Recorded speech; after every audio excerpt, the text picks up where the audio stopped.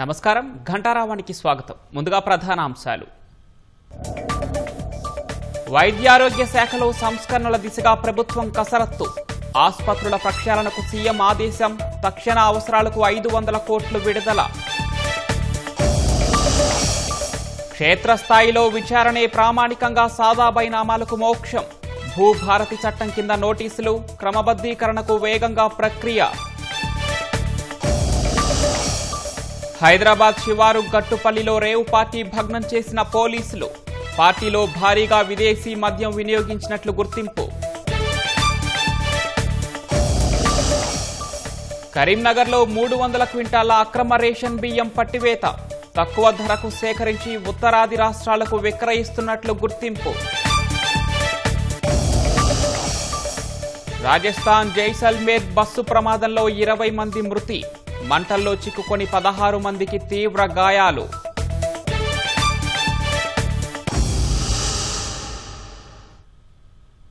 తెల్ల కాగితాలపై ఒప్పందాలు, సాదా బైనామాతో జరిగిన భూ కొనుగోళ్లను క్రమబద్ధీకరించేందుకు రెవెన్యూ అధికారులు విచారణనే ప్రామాణికంగా తీసుకుంటున్నారు. పెద్దల సమక్షంలో జరిగిన భూముల కొనుగోళ్లకు ఇన్నాళ్లకు అధికారిక గుర్తింపు దక్కుతూ ఉండటంతో రైతుల కుటుంబాల్లో ఆనందం వ్యక్తమవుతోంది. అయితే విచారణ సందర్భంగా ఆధారాలు చూపటమే కష్టంగా మారుతోంది. రాష్ట్రంలో సాదా బైనామాతో జరిగిన భూ కొనుగోళ్లకు మోక్షం కలగనుంది. అయితే భూ కొనుగోళ్లను క్రమబద్ధీకరించేందుకు రెవెన్యూ అధికారులు విచారణనే ప్రామాణికంగా తీసుకుంటున్నారు. కాకపోతే 11 ఏళ్లకు ముందు జరిగిన ఒప్పందాలతో భూముల కొనుగోలు జరగడంతో విచారణ సందర్భంగా పూర్తిస్థాయి ఆధారాలు చూపడం కష్టంగా మారుతోంది.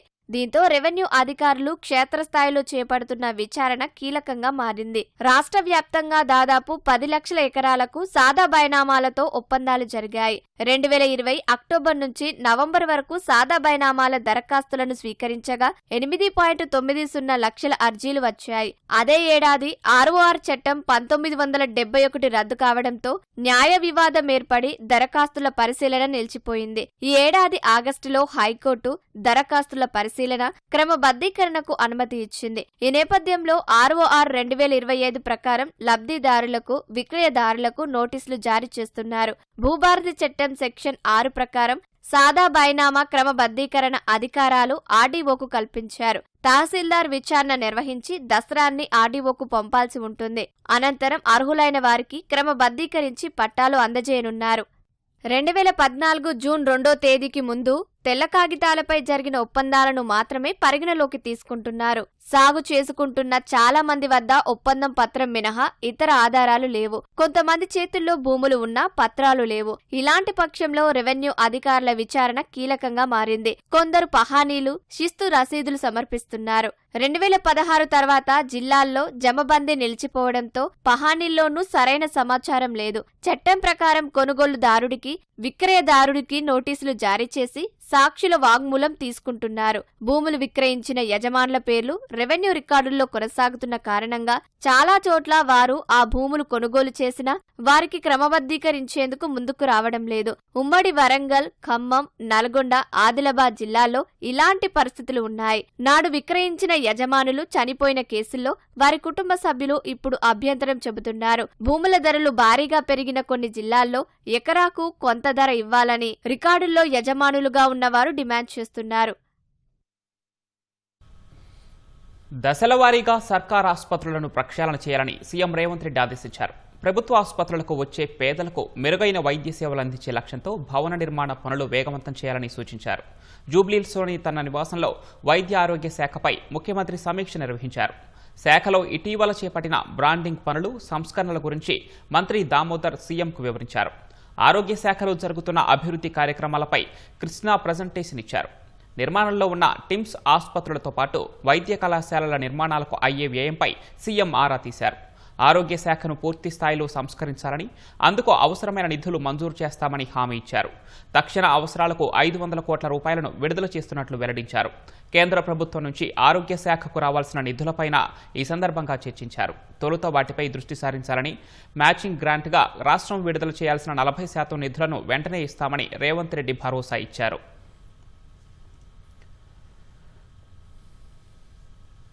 రాష్ట్రంలో కొందరు మంత్రుల మధ్య వైరం రోజు రోజుకి పెరుగుతోంది.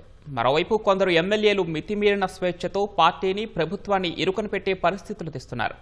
మంత్రులు పొంగులేటి శ్రీనివాసరెడ్డి, కొండా సురేఖల మధ్య తలెత్తిన విభేదాలు దేవాదాయ శాఖ మంత్రి ఓఎస్డీ తొలగింపునకు కారణమయ్యాయి. మంత్రులు గడ్డం వివేక వెంకటస్వామి, అడ్లూరి లక్ష్మణ్ కుమార్ల మధ్య విభేదాలు పచ్చగడ్డి వేస్తే భగ్గుమన్నట్లు తారాస్థాయికి చేరాయి.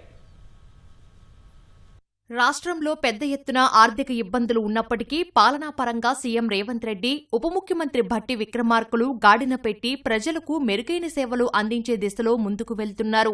బీఆర్ఎస్, బీజేపీల విమర్శలను ప్రజలు పెద్దగా పట్టించుకోకపోవడం, క్షేత్రస్థాయిలో కాంగ్రెస్ పార్టీ బలోపేతం దిశగా ముందుకు వెళ్తుండటంతో ఎలాంటి సమస్యలు తలెత్తలేదు. దీంతో వారం 10 రోజుల క్రితం వరకు కాంగ్రెస్ పార్టీకి ఎనలేని సానుకూలత ఉండేది. కానీ చాలా కాలంగా మంత్రుల మధ్య నివురుగప్పిన నిప్పులా ఉన్న విభేదాలు ఒక్కొక్కటిగా బయటపడుతున్నాయి. ఇటీవల జూబ్లీహిల్స్ ఎన్నికల సందర్భంగా జరిగిన ఓ సమావేశంలో పొన్నం ప్రభాకర్ తనపై అనుచిత వ్యాఖ్యలు చేశారని మంత్రి అడ్లూరి లక్ష్మణ్ బాహాటంగానే విమర్శలు చేశారు. ఇరు సామాజిక వర్గాలు జోక్యం పెరిగింది. పరిస్థితులు చేయి దాటిపోతున్నట్లు గమనించిన సీఎం రేవంత్ రెడ్డి తక్షణమే వారిద్దరితో మాట్లాడి ఆ సమస్యకు తెరదించాలని పీసీసీ అధ్యక్షుడు మహేష్ కుమార్ గౌడ్కు సూచించారు. అప్పటికే మంత్రి పొన్నం ప్రభాకర్ తాను అడ్లూరి లక్ష్మణ్పై ఎలాంటి అనుచిత వ్యాఖ్యలు చేయలేదని వివరణ ఇచ్చారు.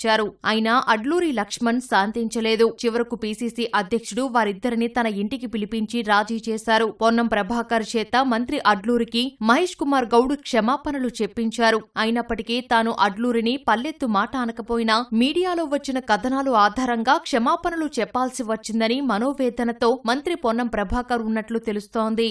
ఇదిలా ఉండగా మంత్రులు అడ్లూరి లక్ష్మణ్ కుమార్, వివేక్ వెంకటస్వామిల మధ్య కూడా అంతర్గతంగా ఉన్న విభేదాలు బట్టబయలయ్యాయి. మంత్రి పొన్నం ప్రభాకర్ తనపై అభ్యంతరకర వ్యాఖ్యలు చేశారంటూ స్పందించిన మంత్రి అడ్లూరి లక్ష్మణ్ మంత్రి వివేక్ పైన విమర్శలు చేశారు. తాను పక్కన కూర్చుంటే వివేక్ లేచి వెళ్లిపోతారని అడ్లూరి చేసిన వ్యాఖ్యలు రాజకీయంగా దుమారం రేపాయి. ఇందుకు స్పందించిన వివేక్ తాను అలాంటి వ్యక్తిని కానని లక్ష్మణ్ గ్రహించాలని పేర్కొంటూ అడ్లూరికి తన కుటుంబం రాజకీయంగా ఏ విధంగా దోహదం చేసిందో చెప్పుకొచ్చారు. మంత్రి పదవిపై తనకు వ్యామోహం లేదని, సేవ చెయ్యడమే లక్ష్యమని వివేక్ స్పష్టం చేశారు. దీనిపై స్పందించిన అడ్లూరి తనపై వివేక్ ఎందుకిలా మాట్లాడుతున్నారో అర్థం కావడం లేదని ఆందోళన వ్యక్తం చేసి ఆయన విజ్ఞతకే వదిలేస్తున్నట్లు పేర్కొన్నారు. ఈ ఇద్దరూ అంతటితో మిన్నకుండినా వారిద్దరూ కలిసికట్టుగా పనిచేయలేని పరిస్థితి.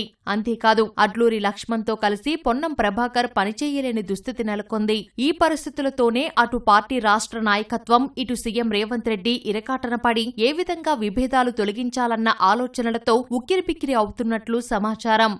మంత్రులు పొన్నం, అడ్లూరి వివేకుల అంశమే తలనొప్పిగా మారిన వేళ కాంగ్రెస్కు మరో చిక్కు వచ్చి పడింది. ఉమ్మడి వరంగల్ జిల్లా ఇన్ఛార్జి మంత్రిగా ఉంటున్న మంత్రి పొంగులేటి శ్రీనివాసరెడ్డి కక్ష సాధింపు చర్యలకు పాల్పడుతున్నట్లు ఏకంగా పీసీసీ క్రమశిక్షణ కమిటీకే ఫిర్యాదులు అందాయి. ఉమ్మడి వరంగల్ జిల్లా ఎమ్మెల్యేలకు కొండా దంపతుల మధ్య తలెత్తిన విభేదాలు ఇప్పటికీ సర్దుమనగలేదు.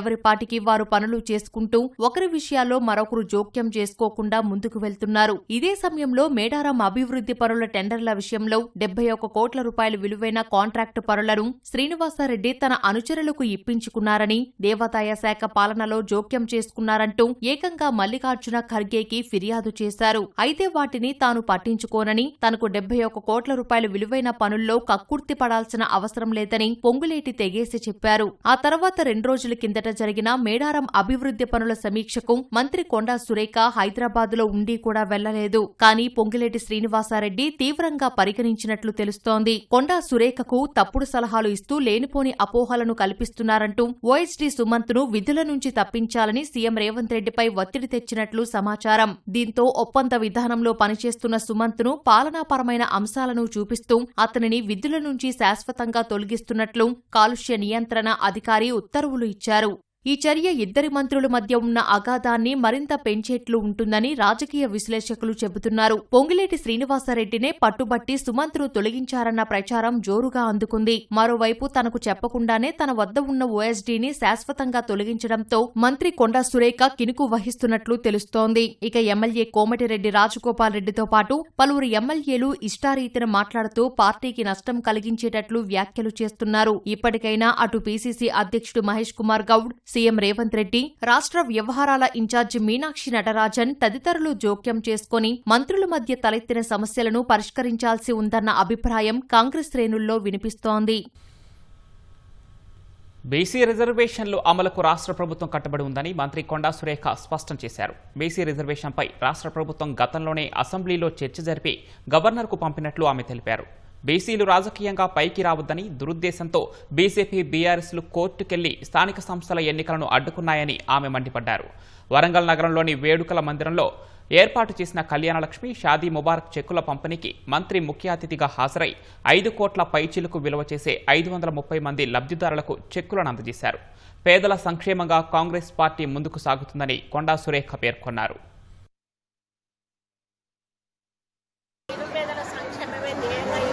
ముందుకు పోతా ఉంది.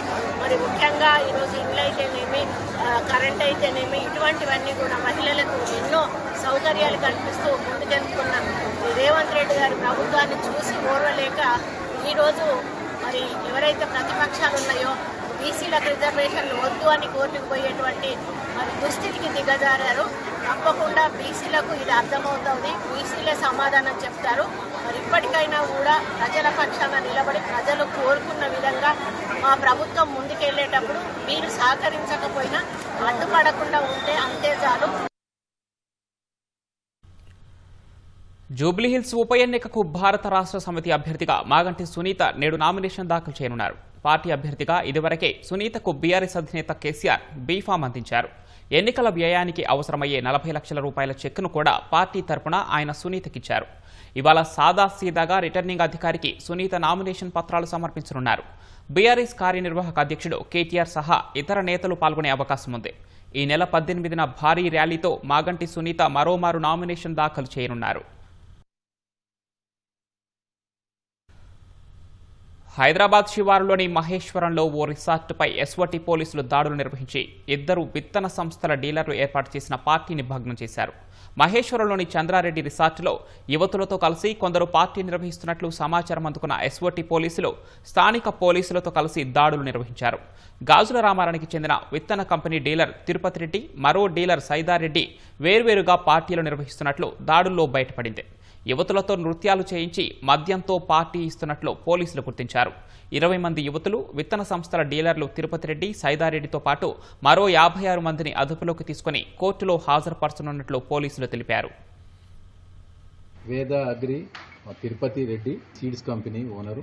అతను వాళ్ళ డీలర్లని కొంతమందిని తీసుకొని వచ్చి ఇక్కడ పార్టీ అరేంజ్ చేశాడు. అది ఇంకొక రూమ్ లో రాక్ స్టార్ అనేది ఇంకొక సీడ్స్ కంపెనీ ఉంది. వాళ్ళు ఒక 30 మెంబర్స్ డీలర్లను తీసుకొని వాళ్ళు కొంతమంది లేడీస్ ని తీసుకొచ్చి ఆ పక్క రూమ్ లో అక్కడ వాళ్ళు కూడా మందు తాగుతూ డ్యాన్స్ ప్రోగ్రామ్ అనేది చేయడానికి ప్రయత్నం చేస్తున్న క్రమంలోనే పట్టుకోవడం జరిగింది. ఆ 2 కంపెనీ వాళ్ళ ఓనర్ల మీద మరియు ఈ రిసార్ట్ ఓనర్ మీద, మేనేజర్ మీద, మరి ఎవరైతే డీలర్లు వచ్చారో వాళ్ళందరి మీద కూడా కేసులు చేసి రిమాండ్కి తరలించడం జరుగుతుంది. కరీంనగర్ జిల్లా దుబ్బపల్లిలోని ఓ ఇంట్లో అక్రమంగా నిల్వ చేసిన 300 క్వింటాల రేషన్ బియ్యాన్ని పోలీసులు పట్టుకున్నారు. దుబ్బపల్లికి చెందిన ఓ వ్యక్తి మధ్యవర్తుల ద్వారా రేషన్ బియ్యం సేకరించి తన ఇంటి ఆవరణలోని ఓ గదిలో నిల్వ ఉంచుకున్నారు. విశ్వసనీయ సమాచారం మేరకు సీఐ నిరంజన్ రెడ్డి, ఎస్ఐ నరేష్లు వెళ్లి తనిఖీ చేయగా పీడీఎస్ బియ్యం బయటపడ్డాయి. యజమానికి అదుపులోకి తీసుకుని విచారించగా పరిసర ప్రాంతాల్లో రేషన్ బియ్యం తక్కువ ధరకు కొనుగోలు చేసి ఉత్తరాది రాష్ట్రాలకు విక్రయిస్తున్నట్లు తేలింది. బియ్యాన్ని పౌర సరఫరాల శాఖ అధికారులకు అప్పగించినట్లు పోలీసులు తెలిపారు.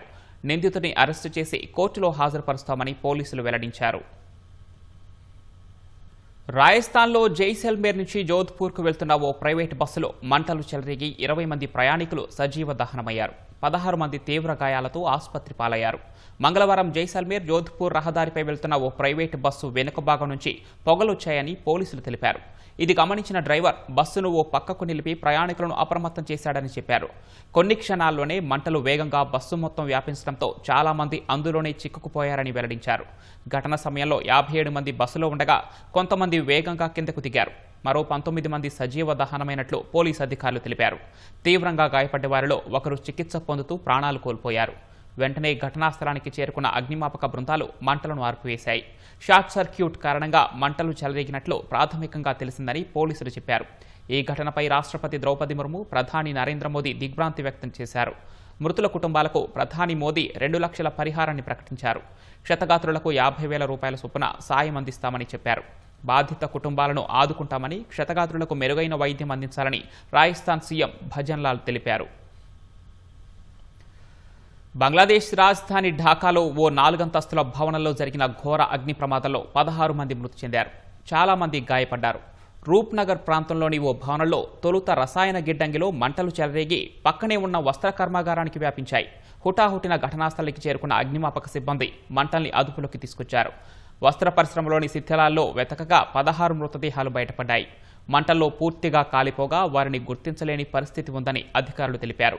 DNA పరీక్షల తర్వాత మృతదేహాలను బాధిత కుటుంబాలకు అప్పగిస్తామని చెప్పారు.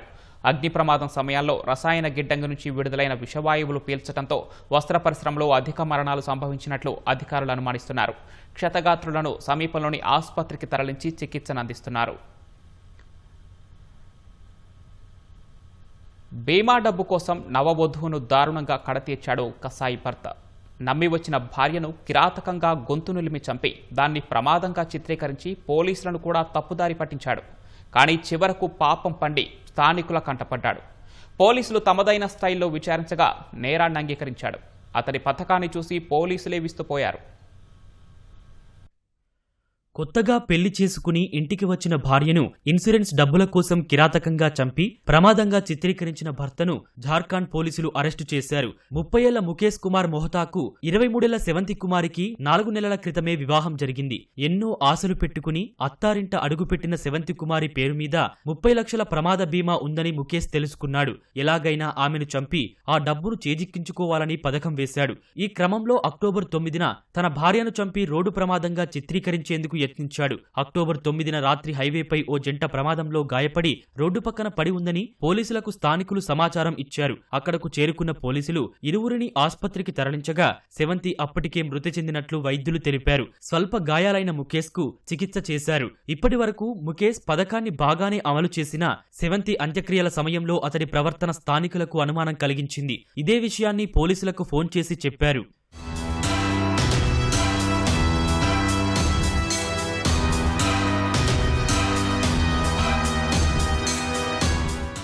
పోలీసుల విచారణలో భార్య చనిపోయిన వెంటనే ముఖేష్ ఆమె పేరుపై ఉన్న 30 లక్షల బీమా కోసం దరఖాస్తు చేసుకున్నట్లు తెలిసింది. అనుమానం వచ్చి తమదైన శైలిలో విచారించగా నిందితుడు నేరాన్ని అంగీకరించాడు. కడుపు నొప్పి ఉందని ఆస్పత్రికి వెళ్దామంటూ భార్యను వెంటబెట్టుకుని ముఖేష్ బయలుదేరాడు. నిర్మానుష్య ప్రదేశంలో బండి ఆపి ఆమెను హెల్మెట్ తో తీవ్రంగా కొట్టాడు. అనంతరం గొంతు నులిమి ప్రాణం తీశాడు. ఎవరికీ అనుమానం రాకుండా తనను తాను గాయపరుచుకోవడంతో పాటు బైక్ ను దెబ్బతీశాడు. అనంతరం భార్య మృతదేహాన్ని హైవేపై వేసి తాను అక్కడే పడుకుని స్పృహ కోల్పోయినట్లు నటించానని పోలీసులకు నిందితుడు వివరించాడు.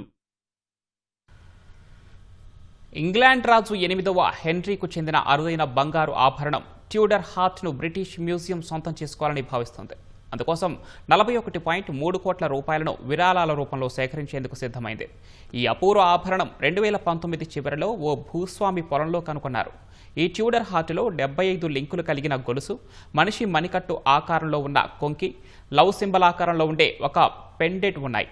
340 గ్రాముల బరువున్న ఈ ఆభరణాన్ని 24 క్యారెట్ల బంగారంతో తయారు చేసినట్లు నిపుణులు తెలిపారు. ఇది 1518 కాలంలో హెన్రీకి ఆయన మొదటి భార్య క్యాథరిన్ మధ్య ఉన్న ప్రేమకు చిహ్నంగా కొందరు చరిత్రకారులు తెలిపారు.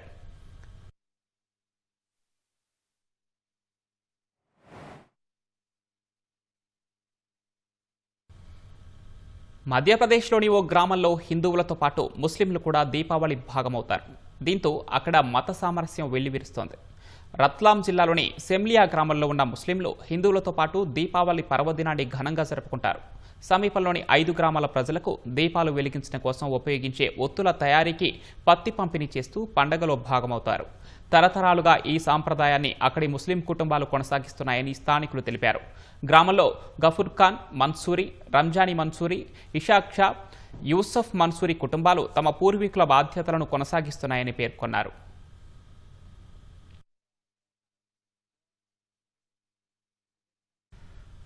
పశ్చిమ బెంగాల్లో బెనర్జీ వంశానికి చెందిన ఓ బాలికను కాళీమాతగా పూజిస్తున్నారు. ఈ సాంప్రదాయం దాదాపుగా 400 ఏళ్లుగా కొనసాగుతోందని స్థానికులు తెలిపారు. 4 శతాబ్దాల క్రితం దుర్గాపూర్లోని అమరై గ్రామంలో రత్నేశ్వర్ బెనర్జీ అనే వ్యక్తి నివసించేవారని చెప్పారు. ఆయన కుమార్తె కళ్యాణి స్థానికంగా ఉన్న తమ్లా చెరువులో స్నానానికి వెళ్లి ప్రమాదవశాత్తు అందులో మునిగిపోయిందని వెల్లడించారు. ఎంత వెతికినప్పటికీ ఫలితం లేకపోయిందన్నారు. అయితే రత్నేశ్వర్ బెనర్జీకి కలలో కాళీమాత కనిపించి కళ్యాణి ఓ కలశంతో చెరువు నుంచి బయటకు వస్తుందని చెప్పినట్లు వివరించారు. మరుసటి రోజు కాళీమాత చెప్పినట్లే జరిగిందని బ్రహ్మ కలశాన్ని తలపై పెట్టుకుని కళ్యాణి బయటకు వచ్చి తనను కాళీమాతగా పూజించాలని సూచించినట్లు చెప్పారు. ఆనాటి నుంచి కళ్యాణి కాళీగా ఆమెను పూజిస్తున్నట్లు స్థానికులు తెలిపారు.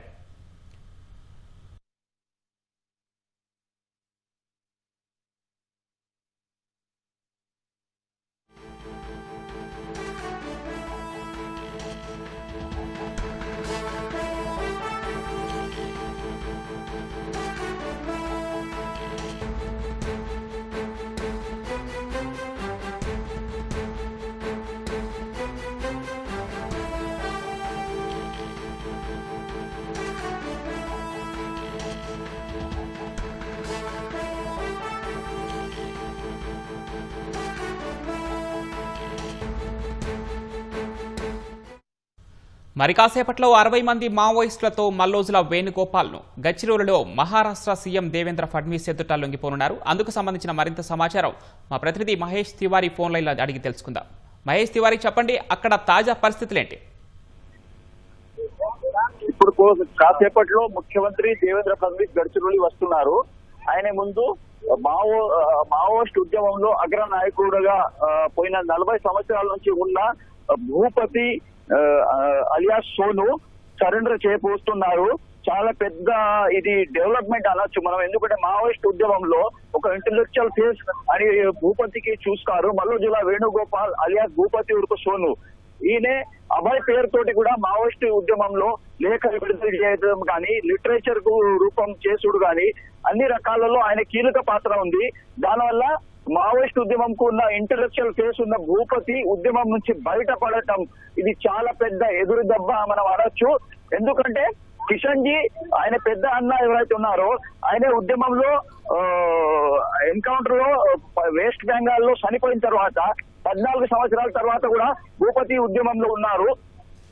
గణపతి, భూపతి, కిషన్ జీ, చెరుకూరి రాజ్ కుమార్, అలాగే తిప్పిరి తిరుపతి, కావేరి సత్యనారాయణ, ఈ కొన్ని పెద్ద పేర్లు మనం అనొచ్చు.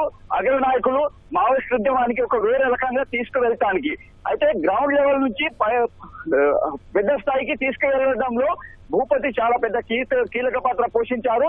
అలాంటి భూపతి సీజ్ ఫైర్ పేరుతో ఇవాళ లొంగిపోతున్నారు. చాలా పెద్ద ఇది డెవలప్మెంట్ మనం అనొచ్చు. ధన్యవాదాలు మహేష్.